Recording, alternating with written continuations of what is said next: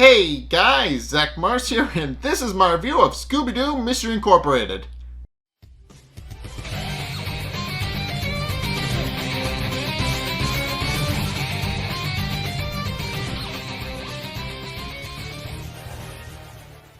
Okay, so this episode is where they actually go to destroy the evil entity. And, well, considering there's one more episode after this, you can probably guess how that went. But, in case, the episode actually opens up with the evil entity speaking. And, he proceeds to give a narration about how, the time of Nibiru is upon them and that the planets are about to align. And, he does point out that, and also points out that, he also proceeds to point out that he has actually manipulated Mystery Incorporated since the beginning. He points out that he tasked them all with the singular purpose of setting them free, and then tells them to come to him so that he can bathe the world in fire. So yeah, probably one of the more dangerous villains that they face. So yeah. But in case, the Mystery Incorporated then proceeds to tail after Professor Pericles and his group, and Professor Pericles is leading the old Mystery Incorporated through the caverns, and notably two of his Staffbots are carrying around a large box on two poles, which of course we'll get to that in a minute. But in case while they're actually walking through the cave. Brad and Judy then start going at each other again, and this time Brad delivers a very personal comment about how the cave is doing wonders for Judy's complexion. And then when she thinks it's a compliment, he then proceeds to tell her that in the dim light he can't even tell she has wrinkles and bad teeth. Which, of course, annoys her very physically, to the point where they get physically violent and start assaulting each other. And Professor Pericles has two of his Staffbots break it up, pointing out that they're acting like children. And of course, Mr. E then kind of chuckles to himself and points out that was looking forward to Cassidy being there, because she would have been very very pleased to see the two of them all of them falling to pieces. But in any case, Professor Pericles then proceeds to urge them to keep going, and he and his army of Staffbots with the box then continue to go down to the first gate, which we later find out, which of course Mystery Incorporated then proceed to follow Professor Pericles' group down into the caves, and they have a binocular so they can keep a distance. But and of course this is this point where Professor Pericles arrives at the first gate, and what we find out is that this massive door with a stone relief of a face on it, and it has the alchemical symbol for air on it, which of course winds up being an important thing. But of course Professor Pericles stops to admire the door for a couple of minutes, pointing out that it's beautiful. And it's a point where Brad winds up asking Professor Pericles what exactly it is they're waiting for. And of course Professor Pericles points out that obviously they're waiting for the Mystery Incorporated to show up, because as he points out, he points out that they most likely have found the keys, need to get in. And points out that they're going to need them to actually get inside. And points out that Mystery Incorporated is most likely tailing behind the group from a distance, and eventually they will wind up coming inside and trying to open the doors. So for the time being, he decides to give them a few extra minutes to wait for them to catch up. And catch up they do. They arrive at the door and then proceed to have their own discussion on the air door that they found. And they of course conclude that this is most likely where they actually need the keys for the piece of the planet to actually get to the Planespheric Disc. And of course Shaggy is the first one to comment on the weird runes on the door, and point out that's a little bit strange. And of course, they point out that this is most likely that Velma proceeds to point out that this is most likely the first door, and that they're going to need the fourth key. And of course, Daphne is confused, pointing out that she thinks that she realizes now that there seem to be that it's weird that the first door they found needs the fourth key. But of course it makes perfect sense. Of course, Fred makes perfect sense, pointing out that they were actually built in reverse order. At which point Shaggy just makes a comment about the fact that of course it's not that simple as he thought, and points out that obviously it's going to be something confusing. But Velma then corrects him, pointing out that it's actually pretty simple to understand. They built the doors in going out, and now they're working out going in. So yeah, they had 4 doors, and they built the fourth door, and they built the first door that they're going to last. So hence it needs the 4th key. But in any case with that, Professor Pericles decides that that's more than enough time to wait for Mr. Incorporated, and then proceeds to holler at them, knowing that he knows that they're up on the cliff watching him, and they proceed to hide behind stalagmites to try and avoid his gaze. But he does point. But of course, Mr. E calls Professor Pericles out, pointing out that there's no way in hell he knows that they're actually up there, and even if he does, he's not going to get them to come down willingly. But it's at this point where Professor Pericles reveals that he actually does have an ace up his metaphorical sleeve, and then points out that everybody has their weakness, and that he's found Mr. Incorporated's, and then proceeds to instruct his Kriegstaffelbots to open the box. And then they reveal that Marcy was inside the box the whole time, which of course causes Velma to blur out an exclamation of fear when she finds out that they have Marcy as a hostage, and of course now realizing that, and of course that confirms to Professor Pericles that Mr. Incorporated are in fact hiding upside, and tells them to come and deliver the pieces of deliver the keys, or he'll have his Kriegstaffelbots hurt Marcy. And of course, Fred, volunteers to actually bring the keys down to Professor Pericles, but Daphne tells him not to do that, pointing out that they'll do that together, and that they're not going to split up ever again. And of course, with that, the gang then decides to actually give in to Professor Pericles' demands and brings the keys down to Professor Pericles. And Professor Pericles, seeing that they do in fact have the keys, is very pleased and offers to have one of his Kriegstaffelbots take it off Fred's hands, pointing out that they could be very dangerous. But Fred reassures Professor Pericles that he doesn't need their help, and then proceeds to walk up to the door, but then points out but then proceeds to whisper to his group that if his senses are correct, that the door is most likely some sort of trap, and that that the rest of the gang should probably hang on to something. And of course, they then proceed to do exactly that, very conspicuously, mind you. And Professor Pericles doesn't realize what Fred's doing until it's too late. And by the time Fred opens the door, and Professor Pericles finally realizes what's going on, and actually makes a motion to grab Fred, by that point it's too late, and the door then proceeds to reveal itself to be a massive air trap, which of course sucks in several of Professor Pericles' Kriegstaffelbots, and Professor Pericles tries to keep his footing, and winds up hiding behind one of his Kriegstaffelbots, which has gotten a safe enough distance away from the door that it's not going to get sucked in, and is actually taking a bit of a firm footing as well. So he's safe. Meanwhile, Fred has managed to scurry away to a stalagmite and is able to hold on to that, while the rest of the gang also hold on to their stalagmites, and eventually it's at this point where Professor Pericles realizes he also knows Fred's weakness as well, and then instructs one of his Kriegstaffelbots to throw Daphne into the door as well, which of course causes Fred to panic, and he realizes Daphne's about to get sucked in the door, but then he realizes then the 4th key actually starts glowing, and he then proceeds to use the sailcloth to close the air trap that's currently sucking everything in. And with that, Daphne is not only safe, but that winds up opening the 4th door. So with that, the door of the air dimension is now open, which of course everybody is actually very happy about. And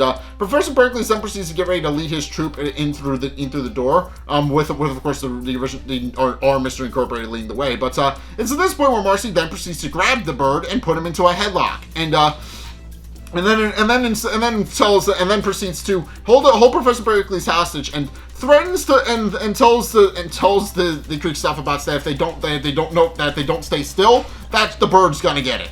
And of course, Professor Pericles, left with no other choice, then proceeds to tell them that they should do what she says, and tells his Kriegstaffelbots to back off. At which point, Marcy tells the rest of the gang to go and finish off the evil entity, telling them that she'll hold them off as long as she can. And of course, Velma doesn't want to leave Marcy behind, but Marcy, of course, tells them that that it'll be fine, and that she'll just see her when all of this is over. And it's at this point where Mr. Incorporated then proceed to go into into what is presumably the air dimension, as we find out. But it's just this massive floating series of cliffs and bridges. But they go in, and to this point, and of course, Marcy is still continuing to hold Professor Pericles hostage, even threatening to actually pluck all of the feathers off his head.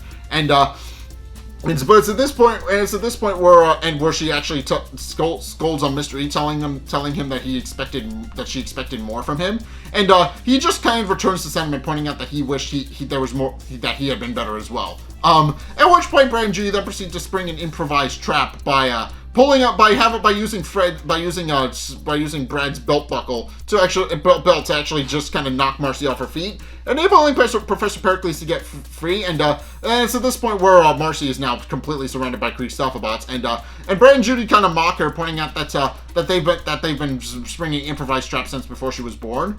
At which point the Kree-Stophabots then proceed to activate their Gatling guns. And we don't see it because it was made for Cartoon Network. It's not an adult-oriented show, but the episode implies that Marcy dies here. So yeah, it's heavily implied that that's what happened. It's heavily implied that that's what happens. We don't see it, but all we hear is gunshots ring out while Mr. Incorporated is working their way through across the bridges.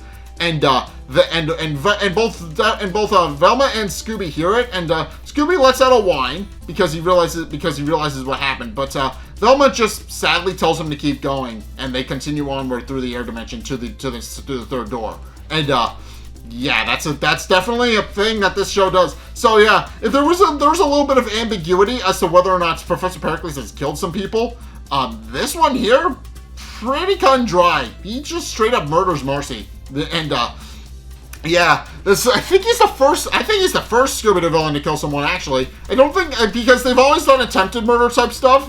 Never have they actually had somebody kill somebody. And bear in mind, there's an adult-oriented show coming next year where it murders the whole thing. So yeah, they just straight up murder someone. But in case, they then proceed to arrive at the third door, where Fred quickly realizes what's going on. The third door, it has a scale in front of it.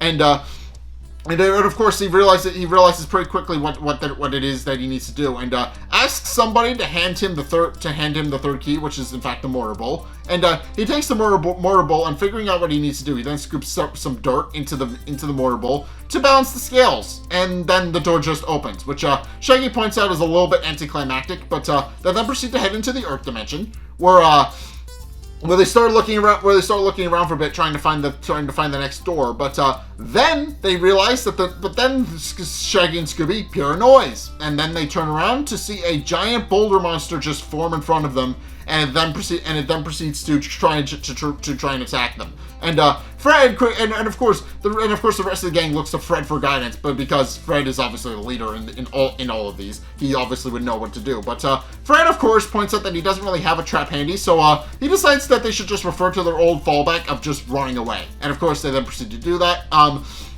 And Fred, the gang also proceeds to split up to kind of disorient the monster, which of course, the monster then proceeds to chase after Shaggy and Scooby, because of course. Shaggy and Scooby then proceed to climb up several of the cliffs to try and get away from it, and it proceeds to chase them, but also keeps smashing through the things, and it just knocks over several of the stalagmites that Shaggy and Scooby climb up to get away from it. But eventually, Fred does actually come up with an idea. And notices the giant cliff face that they're currently stuck in front of, and then proceeds to turn to Velma and asks her if she can actually identify what the cliff is made out of. And Velma does confirm that it is in fact made out of solid granite.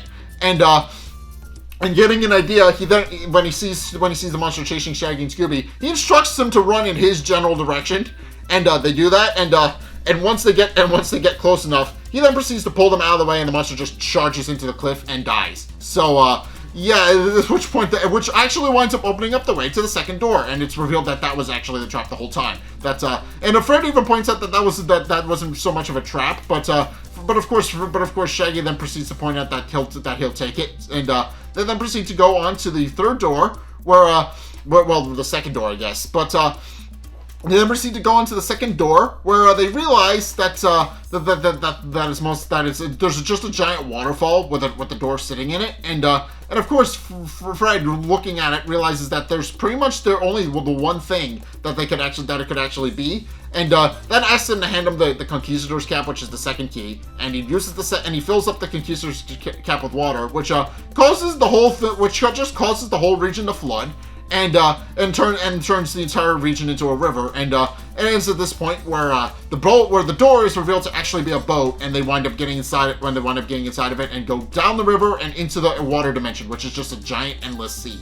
And it's at this point where Mr. Incorporated are obviously very visibly sickened and disoriented and confused about all of this, and of course they've obviously been sick. They're sick because they rode on the boat. But meanwhile, Professor Pericles is continuing to make his way through the dimensions, and is obviously continuing to coerce everybody to go forward. Specifically, Mr. E, because of the Cobra thing in his larvae, where Mr. E tries to back down at one point, and Professor Pericles threatens him, and of course they do. This also results in a conversation where Mr. E then tells him that he wished he had never saved Professor Pericles when they were kids, but Professor Pericles points out that he doesn't care, at which point Mr. E tells Professor Pericles that he probably should care a little bit more. And that's where the whole threatening with the Cobra larvae comes in again. But in case as they keep going forward, they quickly realize that Mr. Incorporated has been there, and it's at this point where Brett actually compliments his son, pointing out that he's just a chip off the old block, and of course Judy then proceeds to call him a chip off the old blockhead, and of course he then proceeds to thank her, but then realizes what she actually said and then yells at her. But they then proceed to just continue onward. But meanwhile, so they're currently in the middle of an endless. The gang is currently in the middle of an endless sea, and they have no idea where they actually are. And of course Daphne adds, where have they been for the past several minutes? So and of course, they have no idea where they are. But it's at this point where Velma actually proceeds to posit a theory, and then proceeds to explain it in the concept of string theory, which essentially, if you guys don't know, string theory, quantum physics, and all that, essentially discusses the idea of the multiverse. That's essentially what Velma's talking about right now, and those Shaggy and Scooby admittedly don't understand it, as do anybody else. To kind of explain it, and this is how Velma explains it, it kind of explains the idea of the multiverse, and she also proceeds to go on to explain that the planispheric disk was most likely made with quantum physics in mind. It was made to navigate not just through the third dimension, but also the fourth dimension and beyond, time, space-time, all those things. But and that the planispheric disk most likely charted a path through time and space to get them to take them through various dimensions. But of course, Shaggy points out that that's all well and good, even though he openly admits he didn't understand a word of what Velma just said. But also points out that they absolutely have no idea where the next key is, and that they're just kind of stranded in the middle of an open ocean. And of course, once everybody realizes that Shaggy's right, they immediately start panicking. And Shaggy then proceeds to point out that that's all over, and that they're gonna go down with the ship. And it's at this point where Fred finally realizes that Shaggy is right. And when Shaggy asks for clarification because he has no idea what Fred's talking about, Fred then proceeds to poke his head into the ocean underneath the boat, and then proceeds to reveal that there's a giant cavern underneath the boat where they're currently sitting. And then concludes that the path is not up but down. And then of course everybody else sticks their head into the water to confirm, and they do see the giant cave underneath their boat, and of course Daphne wonders if the first door is actually down there, but Fred tells them there's only one way to find out, and then leads the gang into the cavern by jumping overboard and then proceeding to swim down. And they do, or rather up, because they wind up swimming down, but then when they arrive at the other end, it's just another cave, it's just another ocean surface, and they're kind of reoriented back up that way. But they then proceed to climb into the cave, where they do discover the first door, which, as you might have guessed through a couple of these, has a fire association with it, and since they know the final key is the first key is associated with fire, they realize that it's actually going to be the way forward. At which point, Shaggy volunteers to do the honors and asks Fred to give him the first key. And Fred does. He ends in the first key and tells him to go at it, but then everybody kind of cautiously steps away because, you know, Shaggy is currently cocking a loaded gun and is pointing it at a door, and that's not safe. So, yeah, of course, everybody just kind of cautiously walks away from from Shaggy and makes sure that they're a safe distance away from him so that he doesn't accidentally shoot somebody.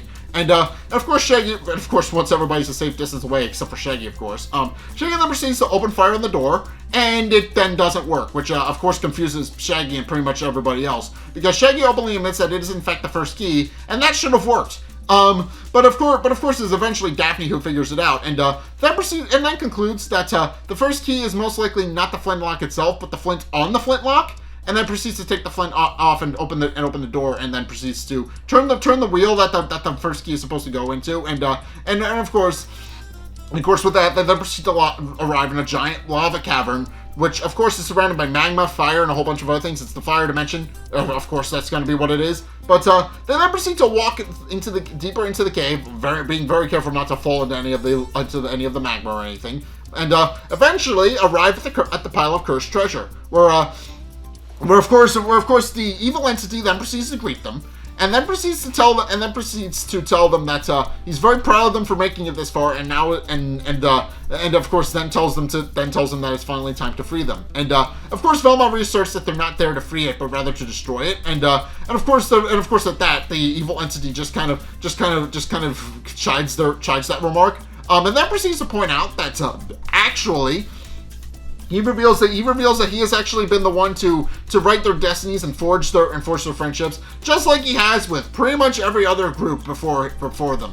And of course, then proceeds to tell them that he's the one that made them into friends. He's the one that formed them into the group, all with the express purpose of freeing it. And as it says that, the planets then proceed to align, and Planet X proceeds to. Well, for lack of a better word, it just oozes darkness, which then proceeds to cover the entirety of the solar system, and including the sun, and pretty much just blots everything out. So, yeah, that's pretty much the visual that they go for. It's a very cool visual, I should mention. It's a very epic visual. It is an interesting visual, but in case with that, it's at this point where Shaggy then proceeds to wonder if what the evil entity says is true about how all of their friendships are a lie. But Daphne then reassures everybody, pointing out that that the love she has for Fred is real, and she knows that couldn't have been manufactured by the evil entity. It also points out that that the rest of Mystery Incorporated are all her best friends, and she knows that her love for them is probably the most real thing she's ever felt. And of course, Velma then proceeds to return Daphne's sentiment, and then points out that it's most likely that the evil entity is just lying to stall for time so that they would actually free it, and then tells Scooby to do the honors, and then he proceeds to pick up the heart of the Jaguar, but before he can do that, Professor Pericles arrives with his group, and does point out that if they're not going to free it, he will. At which point, he then proceeds to snatch the heart of the Jaguar away from Scooby and sticks it in a nearby rock. At which point his Kristofferbots pull the rest of Mystery Incorporated away from the sarcophagus. And then he proceeds to open up the sarcophagus, revealing that the hand relief on the front of it is actually the lock mechanism. And he opens it and turns the dial, and of course, the evil entity, now finally free, then proceeds to chuckle that the time of Nibiru is upon them, and now is happy that it's now finally free. At which point it then proceeds to emerge from the crystal sarcophagus, and we finally see the evil entity. It's just this massive. It's essentially just this abstract mass of tentacles and a face. It doesn't really have a physical form yet, and that's kind of the point. It was kind of never really given. It doesn't have a physical form because as Nova explained many episodes ago, they don't have a physical form and need to inhabit animals, and presumably the evil entity hasn't inhabited an animal yet, which is most likely why he needed the animal mascots. So in any case, that's good. But in any case, that's gonna do it for this episode. We got one more episode of this left, and then after that, I have absolutely no idea what I'm gonna review next. I don't know. Probably another Scooby-Doo series, if I had to guess. Probably another Scooby-Doo series, or maybe something tangentially related to Scooby-Doo, since I've been going through Scooby. I've been going since. So the conundrum I have now is I've kind of gone through Scooby-Doo through a bunch of different things where I've connected them all together somehow. I magically managed to do that for the past year or so. But I went into Courage the Cowardly Dog, which then went into Scooby-Doo Mystery Incorporated, which I then took a break from to go into Megas XLR, which is technically connected to Scooby-Doo in the sense that they did a crossover together in that one bumper that I used for my intro for that. And then I went back to Scooby-Doo, and now I need to find something else that connects to Scooby-Doo so I can just continue to keep the train going. I have to figure that out now. But, in case, yeah, we're gonna leave this episode here, and I'm gonna figure that out for possibly 2 weeks from now. But, in case, thank you guys so much for watching. If you enjoyed, be sure to like, comment, and subscribe. Also, be sure to follow me on Twitter in the description below. Be sure to check out my Patreon in the description below as well. It's only $2 a month. It does really help me out, and you guys get access to a bunch of cool perks that I'm my way of saying thanks. So be sure to check those out. Link is down in the description. Also, be sure to check out my Twitch. Link is down in the description as well. I'm very close to breaking the 50 people that I need to actually be able to go for Twitch affiliate, and that is going to help a lot going forward. So I hope you guys will actually help with that. But yeah, go check that out. Go follow me over on Twitch. I will stream regularly soon-ish, hopefully. But maybe in the next couple of weeks, I'll finally be able to stream again. But we'll see. But yeah, go check those out. Link is down in the description. Also, be sure to check out the videos linked in the end screen as well. The top video is the most recent video, and I'm happy this video. Whereas the bottom video is a video recommended to you based on what you've already seen from me. So if you want to try something new or see more of what you like, then be sure to check both of those videos out. And also, if you want to see more content from me that you guys will absolutely want to see as well, but be sure to go and check out be sure to go, check out both my Courage Month and my Megas Month playlists, because tangentially, as I mentioned, those two are connected to this somehow because I managed to do that. So be sure to go check those out. Again, just go check those out. Those are a lot of fun. I put a lot of work into those, and I would very much appreciate it if you'd watch those. But yeah, go check those out. Again, link is in the description. Just go do that. But in any case, well, maybe not in the description, but just you can easily find them. I put them on the main page. They're easy to find. But in any case, thank you guys so much for watching. And until next time, I will see you guys in the next video. Peace!